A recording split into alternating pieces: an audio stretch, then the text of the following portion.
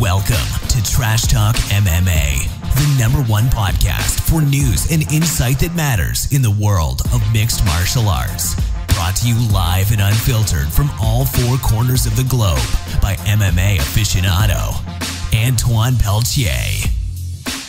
Yo, and welcome to the Trash Talk MMA podcast. I'm your host, Antoine Peltier. I thought in today's episode, I would take the time to discuss some of the incredible recent matchups that have been announced. I think the MMA news has been a little bit morose of late amidst all the madness of, PED abuse and injuries and some of these weaker recent cards that the UFC's put on. But hey, if you're following all the news, there's some incredible scraps coming up over the next few months. So I just want to lay those out for you guys, get some positivity out there, and ramp up the excitement for some of these incredible fights coming up. So for starters, as early as this weekend on February 28th, there is UFC 184, Ronda Rousey versus Cat Zingano for the women's bantamweight title. Obviously, any fight that Ronda Rousey's in is big news. She's looked absolutely stunning in every single one of her UFC fights, frankly, in every single fight she's ever been in. Cat Zingano has been looking great as well. I loved her matchup against Miesha Tate before she was injured, where she was scheduled to actually fight Ronda Rousey and then that fight had to be postponed. But she's back in action now. And typically the UFC always advertise every fight against their champ as the biggest test to their belt. But let's be frank, this actually does appear to be the best challenge for Cat Zingano. The best challenge for Ronda Rousey appears to be Cat Zingano outside of the dream match of her fighting Cyborg Santos. So this Saturday, that should be a great fight. And in the co-main event, there is the UFC debut of Holly Holm, who's essentially the world's best female boxer, who's now making the transition to mixed martial arts. She'll be squaring off in the co-main event against Raquel Pennington. And that makes for somewhat of a historic event as well, as this is the first UFC card that is both headlined and co-headlined by women's matchups. A mere 2 weeks later, on March 14th in Dallas, Texas, we will be privy to UFC 185 featuring a lightweight title fight between Anthony Pettis and Rafael Dos Anjos. So just like the Ronda Rousey fight, I think anytime Anthony Pettis is in a fight, there's a tremendous amount of excitement. We know that he always brings it. I love Pettis. Could be quite possibly my favorite fighter in the UFC right now. Rafael Dos Anjos of late has looked tremendous. He fought some adversity early in his UFC career when he had his jaw broken by Clay Guida, and in his subsequent fights looked fantastic. Since losing to Khabib Nurmagomedov, he's looked fantastic as well. And, he's earned a title fight by knocking out Ben Henderson. So bring it on, man. I think that's going to be a great fight. I don't know if it's the biggest challenge to Anthony Pettis' to his title, but I think RDA is gonna give it his best shot, and I think Pettis is gonna look tremendous. So looking really forward to that fight. In the co-main event of UFC 185, there's another title fight: Carla Esparza versus Joanna Jędrzejczyk for the strawweight title. There's not a lot of buzz around this division, obviously, as it's so new. But Carla looked great in winning the belt, coming off of that season of Tough, and it's good to see the UFC put this fight on a card that's headlined by a big star like Anthony Pettis to give these ladies some light, and hopefully they'll put on a great show to really start generating some interest in that division. On the same card, just before that, there's going to be an incredible slugfest between Matt Brown and Johnny Hendricks at welterweight. Both of those guys are natural-born killers. We haven't seen Matt Brown in a while. He's been one of the most, one of the nastiest fighters in the UFC over the past few years. Johnny Hendricks, hopefully he'll get his weight under control, be hydrated, and come in feeling strong, feeling fresh. This time he won't have to fight 5 rounds. I think in a 3-round fight against Matt Brown, we're going to see something special here. So expect somebody to be separated from consciousness in this one. In the next fight as well on UFC 185, Big Country Roy Nelson versus Alistair Overeem. My early prediction is this is going to be another one of those fights where Roy Nelson just paced somebody. Overeem looked good against Struve in his last fight, but he's been very shaky, very inconsistent. Switching up camps a lot. I believe he's with Jackson's now, and he looked good against Struve.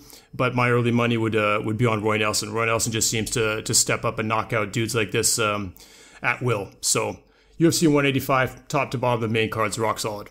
Just a week after that, after UFC 185, we have UFC Fight Night 62, Damian Maia versus Ryan LaFleur.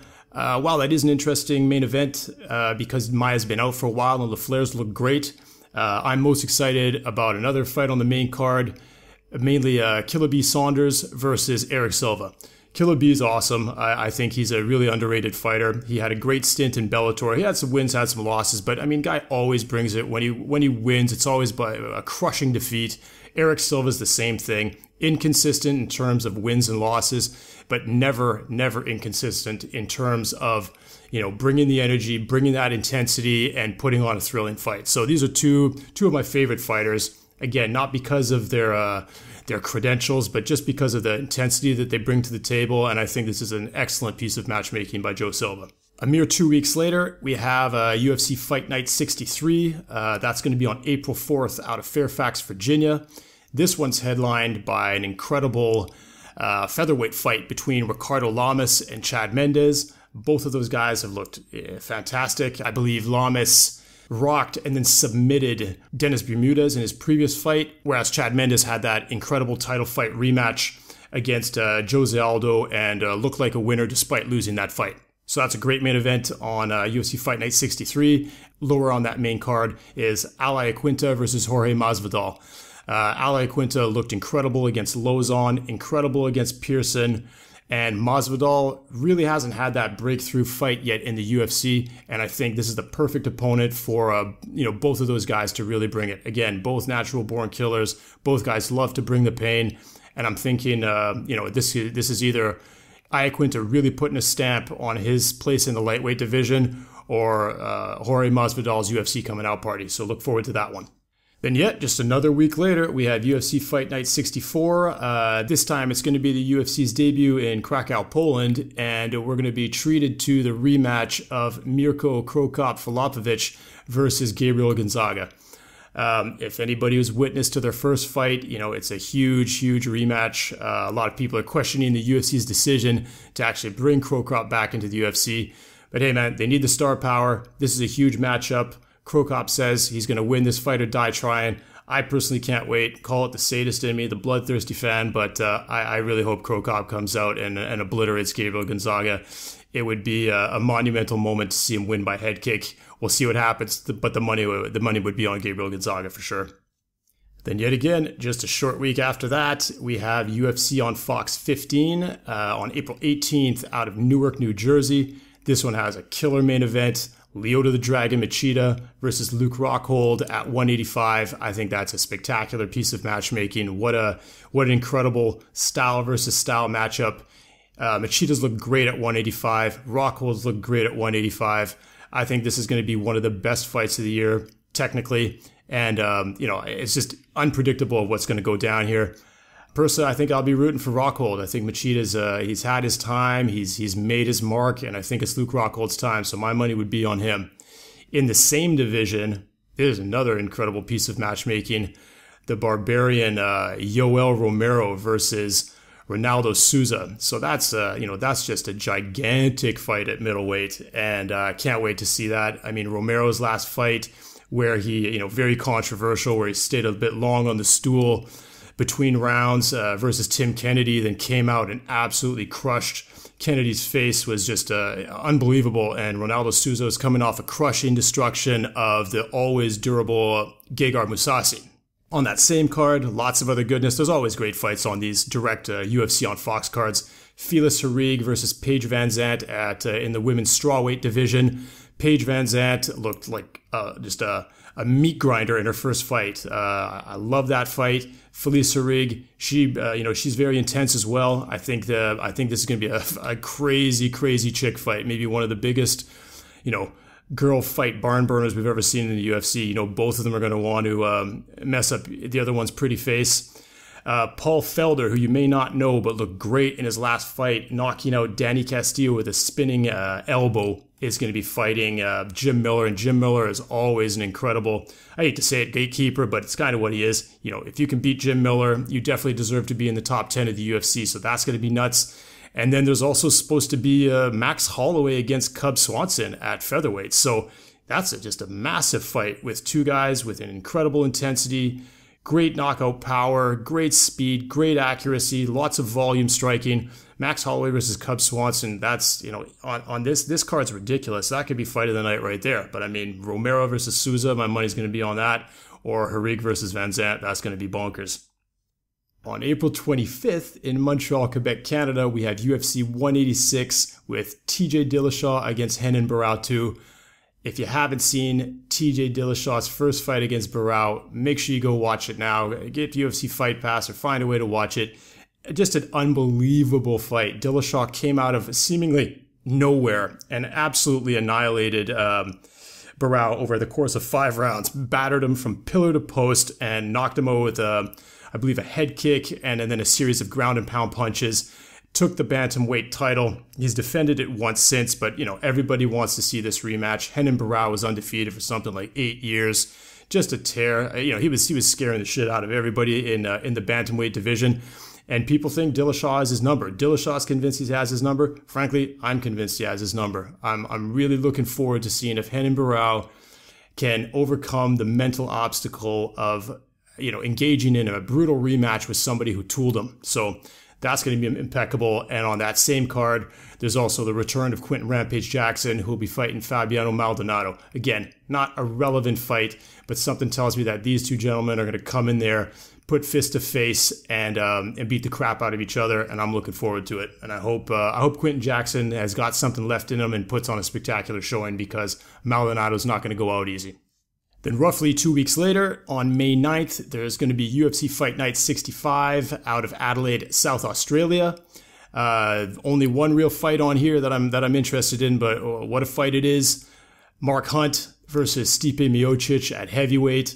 Come on, man. Mark Hunt's a legend. Stipe Miocic has looked unbelievable of late. Even in his most recent loss to Junior Dos Santos, I thought he won. Mark Hunt's coming off that disappointing defeat where he got KO'd from knees by Fabricio Verdum for the interim UFC heavyweight championship. Win or lose, I don't care. I love seeing Mark Hunt fight. He's one of the best personalities, best fighters in the world. Stipe's look tremendous. This is a match to watch out for. Australians are getting a real treat with that one.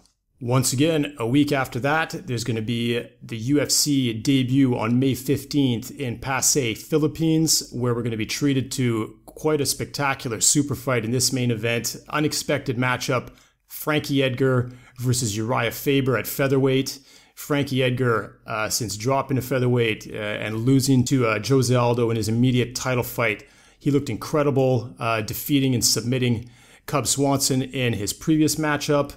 Battering the crap out of BJ Penn before that. And Uriah Faber, he always brings it, win or lose. This is a really interesting fight. I don't think Frankie Edgar really even needed to take this fight. Uriah Faber's coming up in weight class. So, coming up a weight to take this fight. Frankie Edgar could probably sit back and be given another title shot. So I think he's got balls. He's always there. He's always manning up. He's a company dude. So is Uriah Faber. Utmost respect to both of these guys. May the best man win. Frankly, it's hard to say who's going to take this. Frank has looked incredible. Uriah basically never loses non-title fights. So statistically, you'd probably want to put this on Uriah, but impossible to bet against Frankie Edgar. So this was just a coin toss among the best of them. Then yet again, a mere short week after that, May 23rd from Las Vegas, Nevada. This is probably going to be the best card of the year. UFC 187, Anthony Johnson versus the champion, Jon Jones, for the UFC light heavyweight title. What a matchup. Jon Jones basically tooled Cormier, went to win a decision, but he looked fantastic, looked flawless. Anthony Johnson just destroyed Alexander Gustafsson back in Sweden about a month ago. Looked just frightening. That fight just has death written all over it. Can't wait to see it. And then a second title fight, this time in the middleweight division, the long-awaited matchup of Chris Weidman versus Vitor, the Phenom Belfort. Come on, that's just such a beautiful, beautiful piece of matchmaking. I think this is the 4th time they've had to reschedule this damn fight. I hope these guys stay healthy. I hope they make the date, because it's really going to make UFC 187 feel like UFC 100, the Redux. Who knows who to bet on that? Chris Weidman, come on. 2 stoppage victories over Anderson Silva. Impossible to bet against him. But my God, has Vitor ever looked like a killing machine at 185. 3 straight head kick knockouts. He's off the TRT. He's looking fast. He's looking solid. I hope the guys just come in there 100% healthy and we see the best of both men. That could be one of the greatest fights of all time, in my opinion. On that same card, at lightweight, what is most likely a number 1 contender fight, Donald Cerrone, 6-fight winning streak versus Khabib Nurmagomedov, undefeated. I believe he's 22-0. This is the fight to make to see who fights the winner of Rafael dos Anjos and Anthony Pettis for the lightweight title. I don't know who to bet on that one. It's going to be nice to see Cerrone take a little bit of time off. Nurmagomedov has needed some time to heal up as well. Hopefully, again, just like the Weidman-Belfort fight, they both come in healthy and ready to put on a show. On that same card, again, it's just stacked from top to bottom. The resurgent Andrei Arlovsky versus Travis Browne at heavyweight. Obviously, somebody there is going to get blasted. My money would be on Travis Browne. Arlovsky's just getting long in the tooth, but he looked great. Absolutely, one punch knocking out Bigfoot Silva, but we've seen that happen just as early as this past weekend with Frank Mir doing the same. So I'd say Browne has the momentum, but Arlovsky's been looking good, and that's a curious piece of matchmaking of old guard versus new guard. And on the same card, we get the return of the UFC's former number 1 flyweight contender John Dodson against Zach Makovsky. Not particularly excited about seeing Makovsky fight again based on his most recent performance last weekend, but I love John Dodson. He really pushed Mighty Mouse in their first title fight, and I'd love to see him get in there, smash Makovsky, and get a rematch against Mighty Mouse. And then last, but certainly not least, at least this one, I believe it's June 13th, so there's maybe a bit of breathing room, but I'm probably wrong. I believe there's actually going to be a UFC Fight Night 66 and 67 between UFC 187 and 188, with the only matchup being announced in there, I believe, is at Fight Night 68. There's going to be Daniel Cormier against Ryan Bader. But let's just skip right to UFC 188, where finally we will get the return of the reigning, defending, undisputed heavyweight champ Cain Velasquez taking on interim heavyweight champ Fabricio Werdum on June 13th in Mexico City. This is a fight that everybody's waiting for. One of the biggest, probably UFC heavyweight fights of all time. We got to see Velasquez come back healthy, and we got to see him put it on Werdum, who's been looking absolutely awesome. I think Werdum has really come unto himself since arriving in the UFC. Had a bit of a rocky start there. I believe he lost to Arlovsky early when he got there, and then he got pasted with a brutal uppercut by Junior Dos Santos. That's a highlight reel if you've never seen that one. But then since then, he's been on an absolute tear. Back in Strikeforce, he took out Fedor. And in the UFC, he's beat a who's who of guys. And most recently, like I said earlier, took out Mark Hunt with a crazy knee. Who would have thought to see Werdum, a submission specialist, knock out a knockout artist like Mark Hunt with one of the most durable chins in the business? But he did it, and he's definitely earned his shot against Cain. I can't wait to see that one. And in the co-main event, to keep the Latino heat alive on this card, we have at lightweight an incredible matchup of Eddie Alvarez versus Gilbert Melendez. Both guys coming off of losses, both with a lot to prove. Eddie Alvarez needs that coming out fight in the UFC. He got battered from pillar to post by Donald Cerrone in his UFC debut. Gilbert Melendez got taken out and made short work of by Anthony Pettis in his last fight. So you can bet that both of these guys really want to make a statement. Frankly, I hope Eddie Alvarez gets the win, but I love Gilbert Melendez too. And if he puts on a top level performance, again, it's a coin toss. May the best man win. So there you have it. There's pretty much the breakdown of all these crazy matchups that are coming between basically this weekend, this weekend of February 28th and up to June 13th in the UFC. Hopefully you guys are excited as I am about some of these matchups.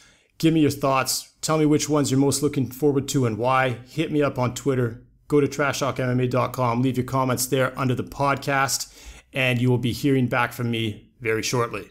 Peace. Thanks for listening to the Trash Talk MMA podcast. Be sure to visit trashtalkmma.com. And don't forget to follow Antoine on Twitter at Trash Talk MMA. Let us know you're listening. Use #TrashTalkMMA.